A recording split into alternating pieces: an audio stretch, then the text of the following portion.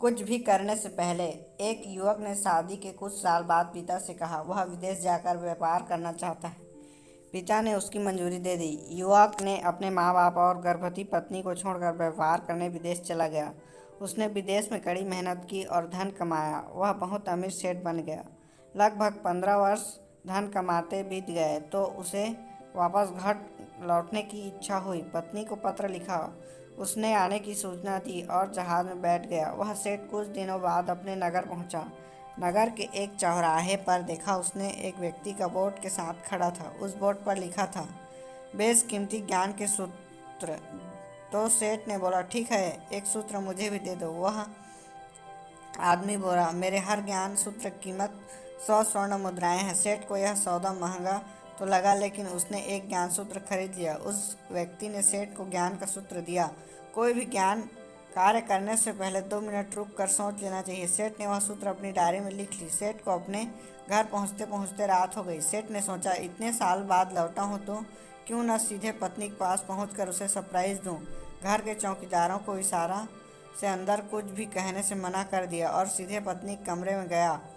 वहाँ का नज़ारा देखकर पति चौंक गया। उसने देखा कि उसकी पत्नी के साथ एक युवक सोया हुआ था। वह देखकर सेठ गुस्से से आग बबूला हो गया। वह सोचने लगा कि परदेश में उसकी चिंता करता रहा और यह अन्य पुरुष के साथ सो रही है। आज मैं इन दिनों को जिंदा नहीं छोड़ूंगा। वह गुस्से से अपनी तलवार निकालकर दोनों पर वार करने ही जा रहा था। इतने में उसे 100 स्वर्ण मुद्राएं के बदले जो ज्ञान सूत्र खरीदा था उसकी याद आई।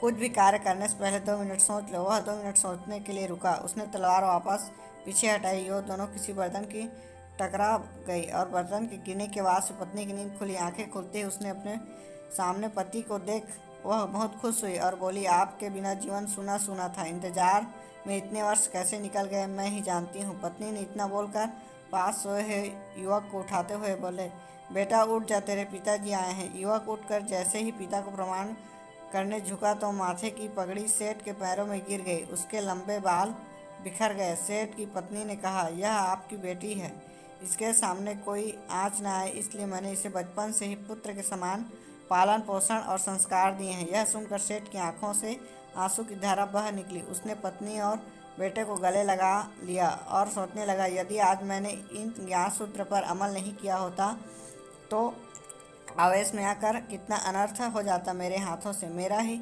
निर्दोष परिवार खत्म हो जाता। Thanks for watching, subscribe for more video.